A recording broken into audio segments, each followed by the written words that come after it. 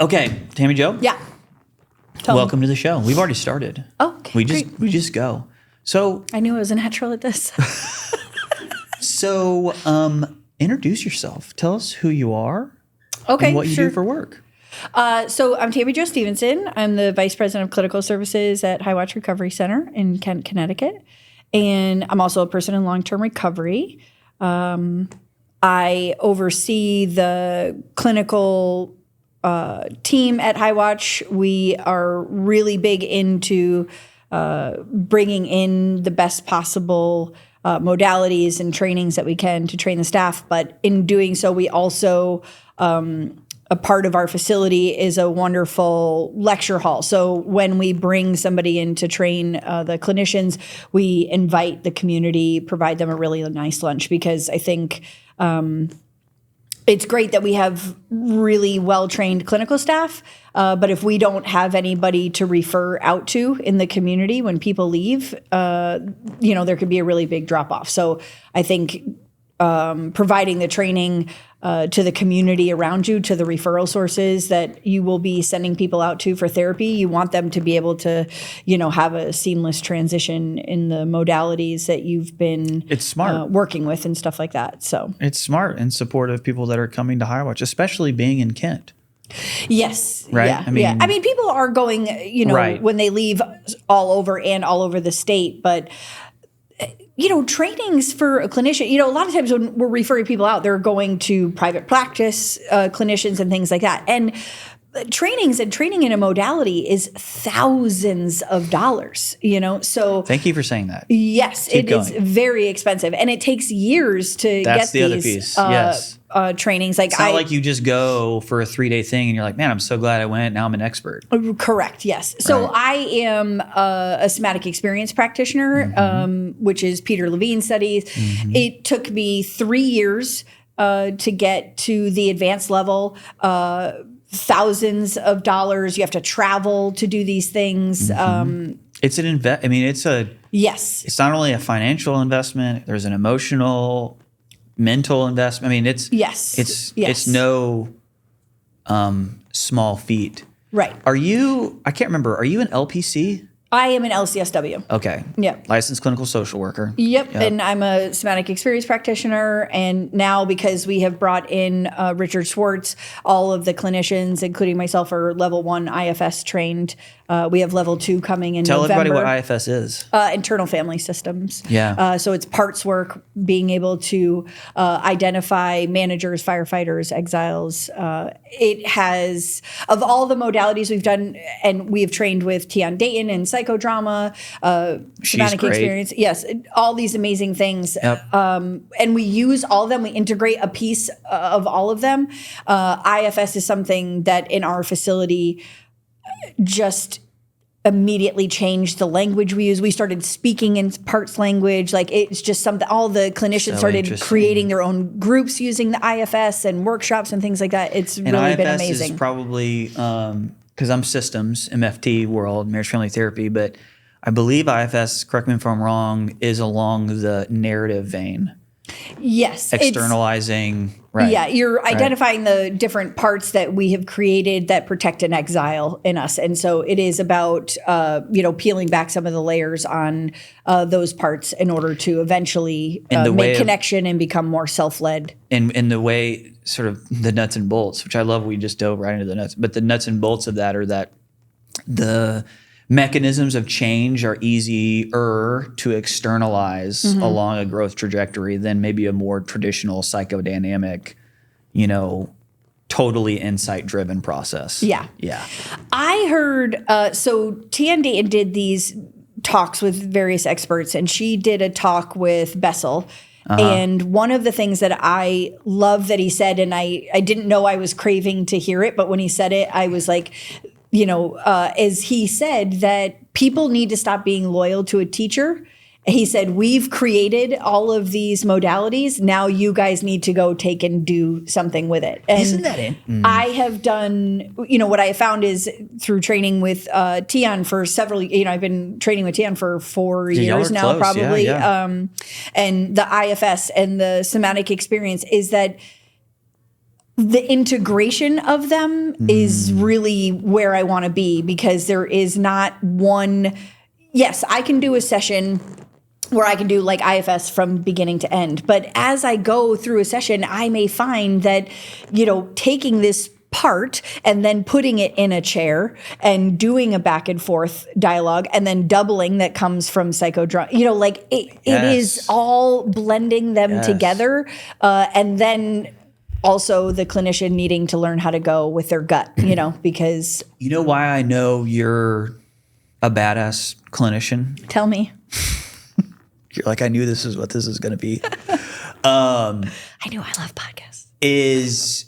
I was taught and believe in my experience that good clinicians are good thinkers. Yeah. And for me, what that means is that a good clinician is reflexive to the person, yes, constellation, problem, context that's in front of them. When I went to school for my master's degree, one of my preconceived notions is that I was going to become an expert in one thing. And what I was challenged to understand is actually you need to be multidisciplinary, a Swiss Army knife of sorts. And you can match those modalities or interventions based on to who you are, the things that draw you in, if that's IFS, if that's psychodrama, if that's structured family therapy, whatever it is, that's fine. But remaining rigid is not going to be as effective with real patients in your practice. So as a leader of a clinical team, a large clinical team, I'm sure there's a myriad of different levels in terms of where people are, number of years working, I guess is what I'm saying. Yep. We have interns through, all the way. Yeah. So to very experienced Can you clinicians. Unpack anything that comes to mind just about, you're challenging everybody to grow on a regular basis. Yes. So do you see this as a challenge that young clinicians have? And how does Highwatch address that? Or how do you address that as a leader? I think that when you are starting in school, whether it's LPC, all that type of stuff, we have to be taught the ethics. We have to be taught boundaries. Those things, of course, are critically important. What I find is then working in the actual field, and specifically substance use and co-occurring, that then we are needing to dial some of that back. It's like you want to start with a strong foundation in it, and then as they grow as clinicians, you want them to be able to discern when it is that they can start to rely more on their gut and say, in this instance, this boundary is not helpful, and that there is a self-disclosure that is going to be useful here to this person. As a tool, right? As a tool, exactly. Maybe not every time. And learning when and how and why. Yes, exactly. So that's what I think is like, I want to be moving forward with taking down some of the older, sterile boundaries that I don't feel are necessary and can really be a barrier to making a therapeutic alliance with someone. While in a safe environment. Correct, yeah. With supervision. Heavy dose of supervision, exactly. Yep, all those things. And the community of other clinicians that are participating in said supervision is like, we were just talking with Kelly Skaggs, working in a treatment center, cutting your teeth might be one of the best places to grow. Yeah, absolutely. Because you can't, and I have to use a term loosely, but you can't do too much wrong because they're in a safe environment. They have multiple people. You can check in with multiple people. I think one of the real dangers that I see right now is people that are coming right out of school and going into private practice. I would really prefer that there was some type of legislation that was being put in place that people couldn't go right into private practice. I think operating in a silo it can be really dangerous for the clinician themselves and for the person. But in a group setting, in a residential treatment, when you have a whole team of people that you can run your stuff by and check in on, and people are eyes on each other and things like that, and eyes on your guest, so you know, hey, and how are they doing in relapse prevention group? This is what I'm seeing here. How are they doing in relapse prevention group? And being able to cross-reference their presentation with each other is really important. Tami-Jo, I'm going to rewind a little bit. Yeah, go. I'll save you the sound effects you add that later. We could do that. Yeah, we will. Yeah. I'm curious, what does for those that don't know, because often people that are watching this show don't know how treatment works. So Sure. A VP of clinical, what do you do every day? Answer emails. This is true. Yeah, it's a lot of emails, So as a VP of clinical, one of the things is you do have to have your eye on everything. Where what I learned coming into this department is that when you are overseeing clinical, like for example, clinical has to not oversee, that's the wrong word, has to have an eye on what may be happening down in nursing, whereas nursing doesn't necessarily have to have an eye on what's happening in clinical. Right. Clinical has to have an eye on what's happening in admissions. There is a dabble of clinical in each part of things where that isn't always reciprocal. And this is also me speaking. Have I worked in nursing and, can I speak freely about their experience? No. But so one of the things is being able to identify what the guest experience is across all of the departments from the moment that they're walking in, feeling welcomed. How are we removing any barriers that they are finding to treatment? Being able to intervene on the desire to leave AMA. I mean, people come in, they're in detox in 24 hours, like, this isn't for me, I'm out of here.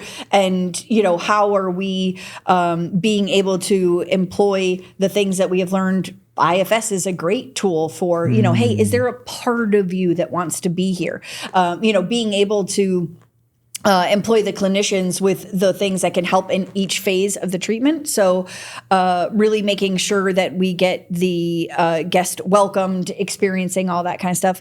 Clinically, it is about making sure that people are trained, getting the right supervision, that we're providing programming that is useful to the guest, and a variety of programming. Like I can't tell you, I think that's one thing that, we have a program director, Matt Hughes, and he is wonderful at really advocating to make sure that there is options every single day, that people get to try different things, do different things, expanding group times to be able to allow for more processing after they do the ropes course or, the hikes and then that kind of stuff, rather than sort of Yep. High that and tight. repetition every single day, keeping it interesting, those types of things. So from my place, my view is to make sure that the clinicians are taken care of, so they have all the right tools for to be able to take care of themselves as well as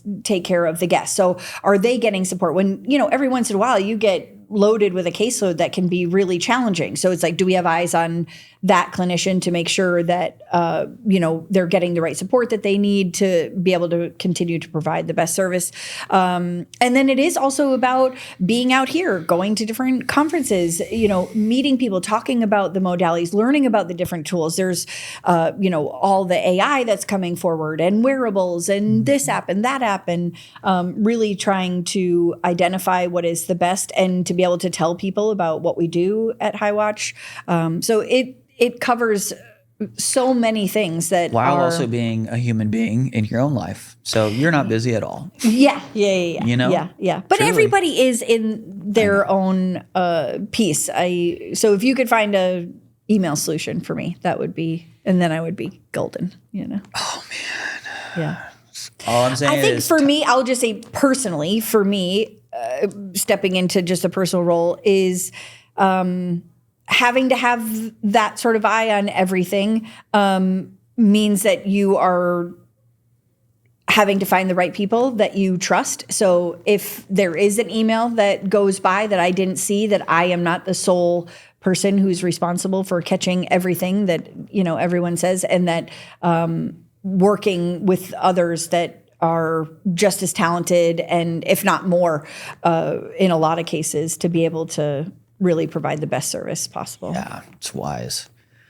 I am curious what you think about, you mentioned it, AMA. Yeah. People leaving early, earlier than might be what recommended. Yep. Maybe unpack that a little bit for folks that don't know what we're talking about. And then I'm just curious, how does your team think about that? How do you work to prevent that? And then just support people where they are? Each instance comes with its own experience. Right.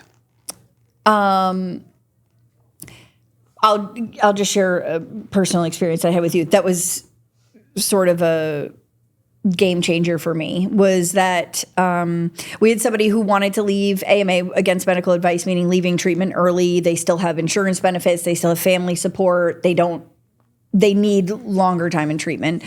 And they said, some girl wants to leave AMA, blah, blah, blah. Can you talk to her? And I thought, ugh.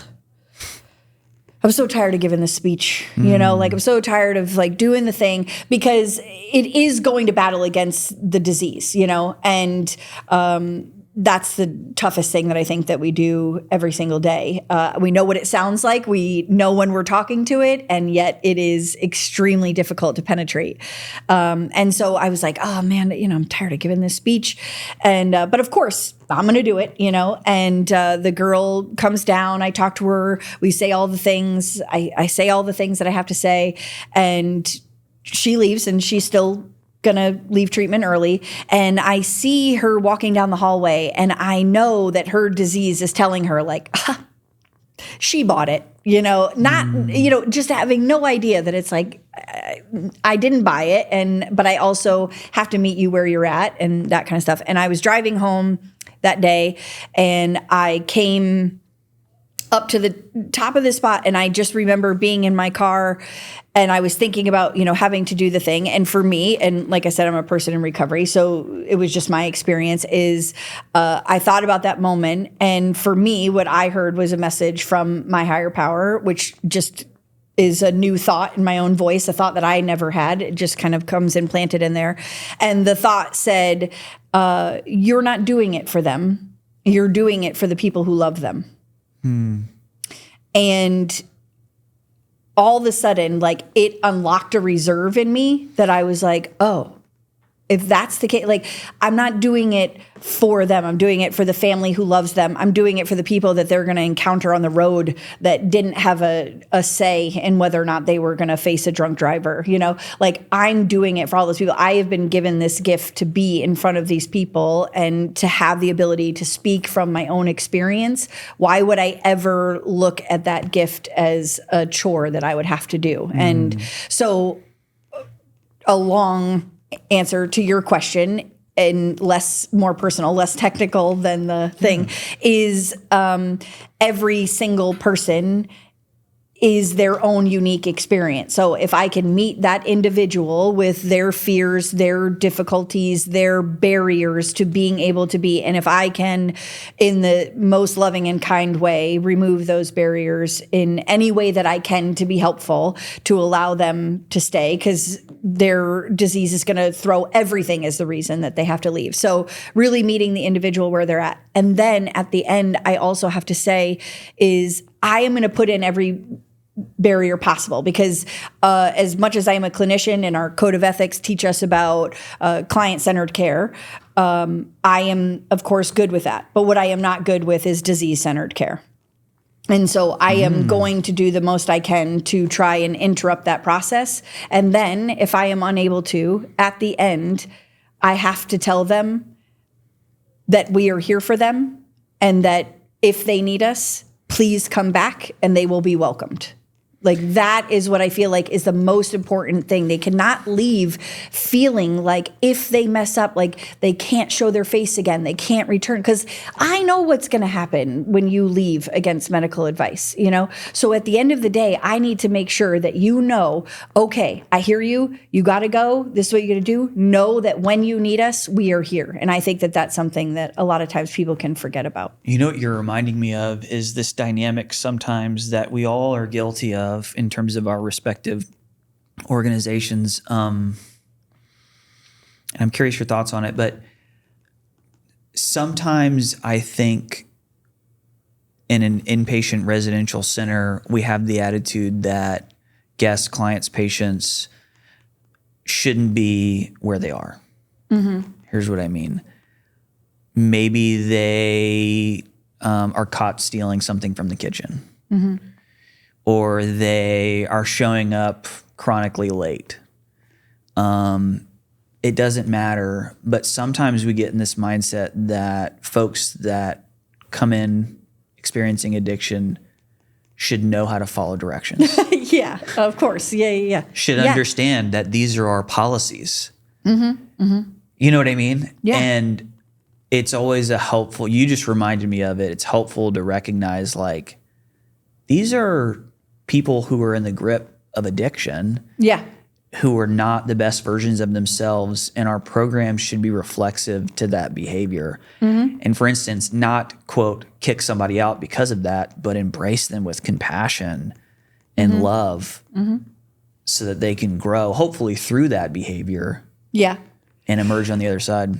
One of the things that we did for the staff is we took part in Judy Crane's trauma modalities, not trauma modalities, but you know, the thing. Sorry, I can't think of it right now. But we did that, and we trained everybody from the driver to nursing to kitchen staff to clinicians, like everybody. And that was something that created an empathy across campus and an understanding of the underlying behaviors for what people are doing. When you just said those things, stealing from the kitchen, I'm like, well, obviously they didn't have enough food as a child. You know, it is being able to see underneath the behavior that it is just that we are needing to have the knowledge that to A, not take it personal, you know, and then B, what's underneath there that I can help you with so these things don't end up being, you know, but if it's like, if you want extra food, great. I want you to have all the food that you could ever want. And so that's what I'm going to set up for you. We are also going to make sure that you're not drawing mice into the dorms and things like that. Those types of things. Exactly. But it's about being able across campus wide, everyone that is encountering these people to know that there are reasons for every behavior that they're doing. Yeah. And how can we help moderate those without impacting the community as a whole? Because there does come a point when the greater guest experience does get impacted. And that's what we are trying to see if we can intervene in that space so it doesn't become so problematic. Yeah. Well, Tami-Jo, thank you for doing this. Yeah, you're welcome. I'm glad to be here. I just bamboozled you downstairs this morning. Yep. But I appreciate it. Snuck and you up on me. totally jumped on it. Yeah. Because of your love of podcasts. That's right. Genuinely, we appreciate you spending time. We love High Watch. High Watch really is one of our sister programs. Absolutely. We believe it. If you're interested in learning more about Tami-Jo or High Watch, that will be linked in on the episode. Please like, follow, and share. We'll see you next time.